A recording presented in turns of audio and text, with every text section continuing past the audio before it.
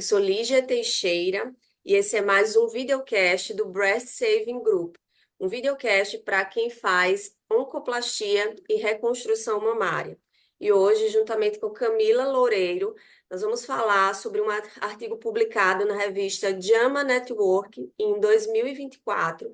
Ele fala sobre realizar radioterapia antes da mastectomia com reconstrução imediata. É um estudo randomizado que foi produzido nos Estados Unidos, lá no serviço do MD Anderson. Não é algo corriqueiro nos algoritmos de tratamento do câncer de mama que a radioterapia seja realizada antes da mastectomia, diferente do que acontece com outros tipos de câncer de tumores, como o de reto, sarcomas, por exemplo, onde a radioterapia ela é também realizada muitas vezes junto com a quetenel, né, com o intuito de fazer uma redução do volume tumoral, tornar lesões irressecáveis ressecáveis. Os tumores de reto, eles são extremamente radiosensíveis, então a radioterapia ela é muito realizada no pré-operatório, diferente do que acontece na mama, né, Camila? Exato. Esse trabalho, ele é um trabalho que eu imagino que ele venha para abrir muito a nossa cabeça, né? Porque a gente costuma, principalmente quem faz reconstrução de mama, entender a mama irradiada como um obstáculo para um desfecho favorável para a reconstrução mamária. E esse trabalho, ele vem inverter essa ordem e trazer a radioterapia antes do procedimento cirúrgico para que ela não seja entregue, a radiação não seja entregue em um tecido são, né? A gente vai esmiuçar um pouquinho mais esse trabalho, mas não existe nesse caso a irradiação de um tecido que não teve o contato com a doença, né? Então, são reconstruções autólogas, são técnicas diferentes de radioterapia que são utilizadas, e o objetivo era principalmente avaliar o desfecho, né? Se isso acarretaria uma falha maior da reconstrução nessas pacientes, em relação às mamas que são irradiadas, posteriormente, né, à cirurgia. Então, esse é um estudo prospectivo randomizado de fase 2, é um dos poucos, talvez o único, analisando esse tipo de alteração na ordem da radioterapia, com desfecho em reconstrução mamária, talvez seja o único atualmente. É uma tendência, alguns estudos vêm sendo realizados com essa tendência de modificar a ordem da radioterapia no algoritmo do tratamento do câncer de mama. Então, ele randomizou 48 pacientes, tá? Todas receberam radioterapia antes da cirurgia, e a randomização foi com relação ao esquema da radioterapia. 24 pacientes receberam esquema convencional de 50 grays fracionados em 25 vezes, e 24 pacientes receberam esquema hipofracionado de 40 grays em 15 frações. A radioterapia pré-mastectomia, ela iniciou de 3 a 4 semanas após o término da quetenel, e a mastectomia foi realizada no intervalo entre 2 a 6 semanas após o término da última sessão de radioterapia. E o objetivo primário foi avaliar a falha na reconstrução autóloga, definida como perda total dessa reconstrução. Objetivos secundários: avaliar linfedema após 2 anos, complicações cirúrgicas da reconstrução e análise de qualidade de vida. Então, foi um estudo muito bem balanceado quando a gente avalia os critérios demográficos, né, e os critérios relacionados à cirurgia e à reconstrução. A gente vê que foi bem balanceado o estudo. Eu achei um número bem significativo de pacientes, né?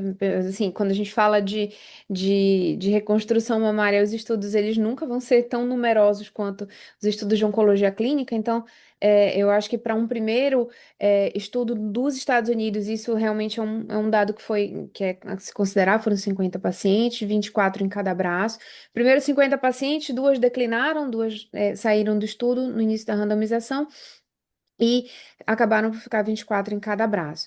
Então, essas, como a Lígia falou, elas foram operadas até 6 semanas após o término da radioterapia, e uma dessas ultrapassou esse prazo por toxicidade grau 2. Em termos de complicações locais, a dermatite grau 2 foi estatisticamente significativa, mais comum nas pacientes do fracionamento convencional, isso foi relevante estatisticamente.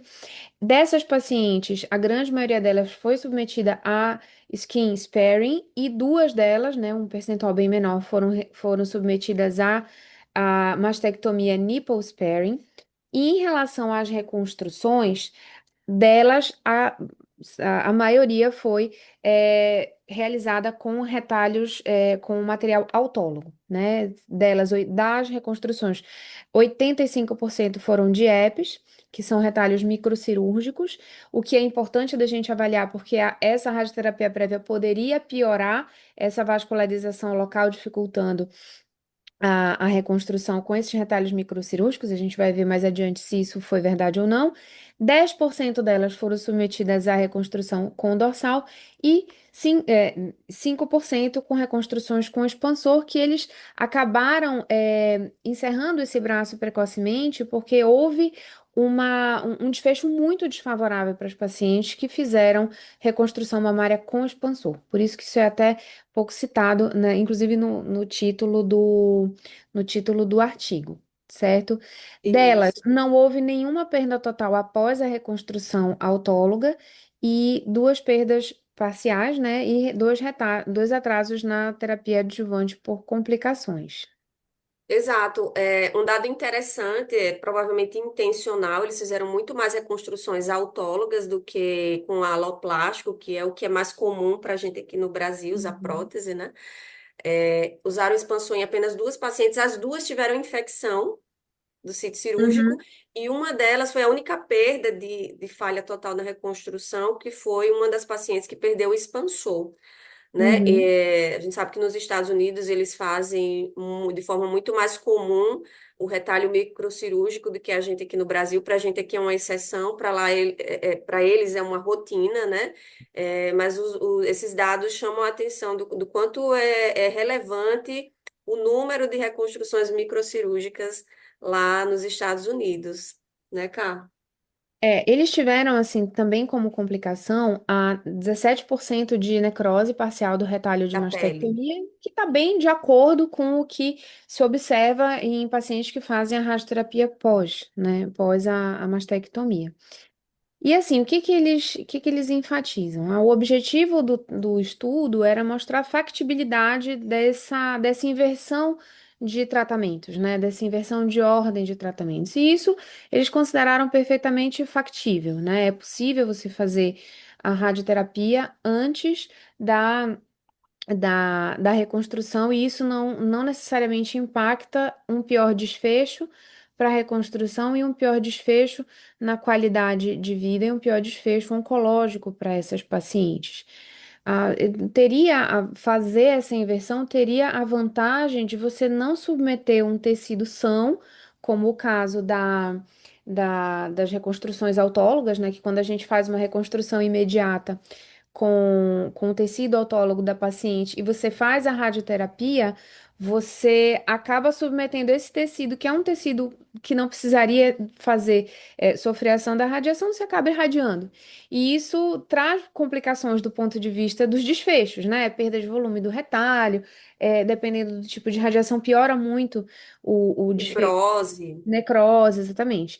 Então, esse objetivo se cumpriu. Então, assim, é factível, né? Quando eles comparam, tem um outro trabalho com um desenho semelhante a esse que não foi feito nos Estados Unidos, esse é pioneiro nos Estados Unidos, um trabalho que foi feito no Reino Unido, que chama Prada Trial, com um número menor de pacientes, se encontrou desfechos mais ou menos semelhantes a esse, né? E assim, qual que era a principal preocupação que eles tinham em relação a essa inversão? Era que isso piorasse digamos assim, a técnica cirúrgica, né? E dificultasse a detecção e, tecnicamente, a própria realização do retalho microcirúrgico. E se observou que mesmo quando a gente tá diante de uma paciente que precisa irradiar fossa, que precisa irradiar os linfonodos de mamária Mamária interna. isso não dificultou. Então, foi possível fazer essa técnica cirúrgica, como a Lígia falou, que é o padrão para eles, nos Estados Unidos enquanto técnica. Então, isso foi perfeitamente aceitável, né, Lígia? Então, Exato, assim, alguns pontos que me incomodaram nesse trabalho em relação a eles não aproveitaram, tem trabalho avaliando a resposta do tumor à radioterapia, né, principalmente em tumores luminais, que já fizeram o QT-NEL e não tiveram resposta patológica e radiológica completa.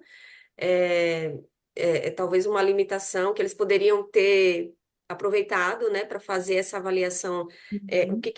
Qual foi, o quanto a radioterapia impactou na redução tumoral em lesões residuais. E para mim, a randomização, como é que eu quero comparar? é, Talvez o ideal, no meu ponto de vista, a randomização fosse pacientes submetidas ao grupo radioterapia antes da cirurgia e versus radioterapia convencional pós a cirurgia, que é o que a gente faz, né? sem Para a gente dúvida, comparar comparar com a se técnica tem já estabelecida, né?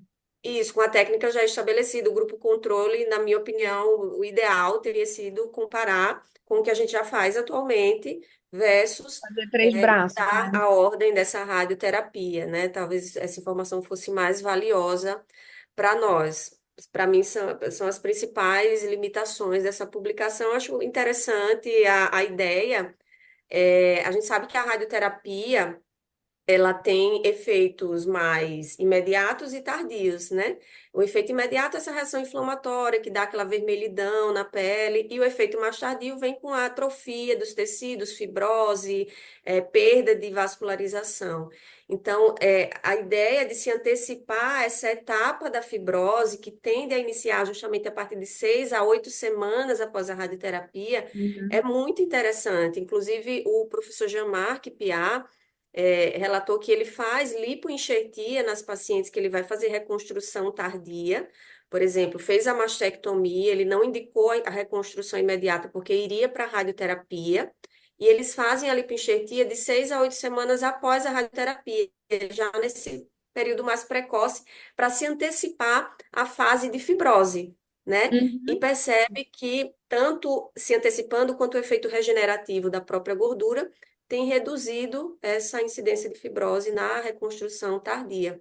Então, faz todo sentido, né? Muito, muito Tentar se interessante. antecipar a essa fibrose. Não conhecia essa estratégia do É, professor Piá. Muito interessante.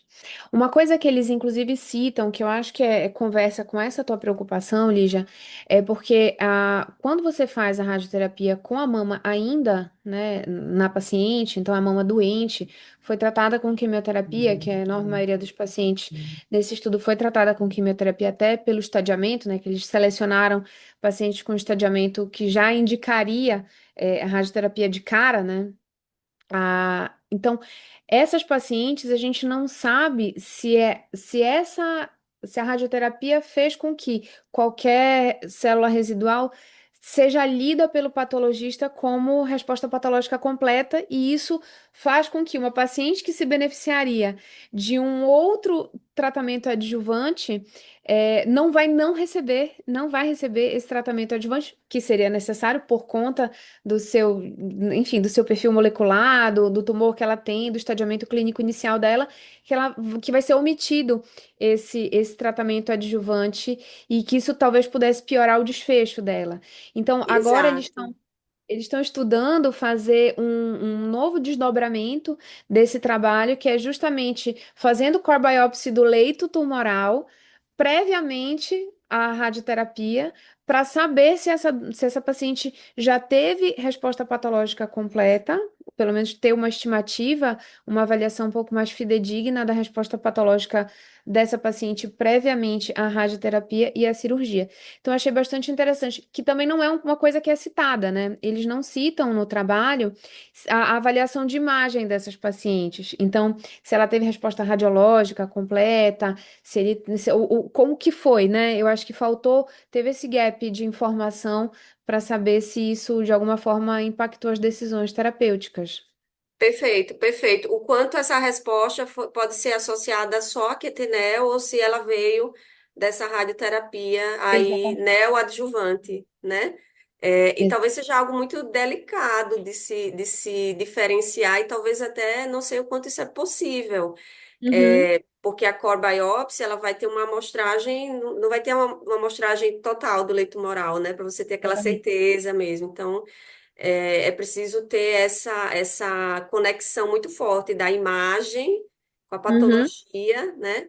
Para a gente. Mas isso com certeza a inteligência artificial vai nos ajudar a sem dúvida. contornar, Só provavelmente no acho que, futuro. só acho que faltou justamente a informação da resposta radiológica, que eu acho que nos balizaria muito, né? Então, por exemplo, se a paciente teve resposta radiológica completa, inclusive pela ressonância, por métodos mais sensíveis, não precisaria necessariamente fazer, ou então faz a clipagem do leito tumoral prévio à quimioterapia, depois você faz uma mamotomia ali da área do clipe para você ter uma amostragem maior de tecido e aí depois passar para radioterapia e depois a cirurgia. Então, acho que dá muito pano para manga para a gente estudar melhor essas pacientes, mas eu achei super interessante, eu acho que é para abrir a cabeça mesmo, né? Para a gente pensar formas novas de fazer e não entender o que a gente faz hoje como uma coisa escrita em pedra, né? Uma coisa que é imutável. Sem dúvida.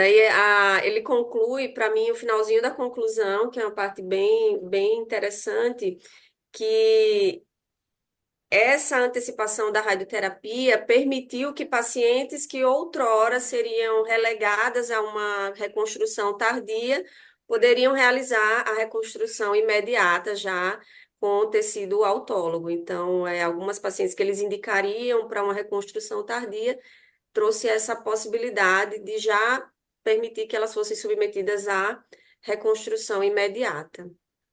Porque se a gente for parar para pensar o timing que a gente tem aí, né, é um timing realmente bem condensado, né? Uma paciente que já encerra as suas etapas de tratamento de forma, enfim, E, né, sem atrasos. Então, e o muito quanto isso pode trazer benefício em termos de qualidade de vida, de saúde interessante. mental de uma paciente que iria para casa sem a sua mama, né? E Uhum. agora essa possibilidade de já sair reconstruída num único tempo, até em redução de custos, talvez, com certeza isso teve impacto.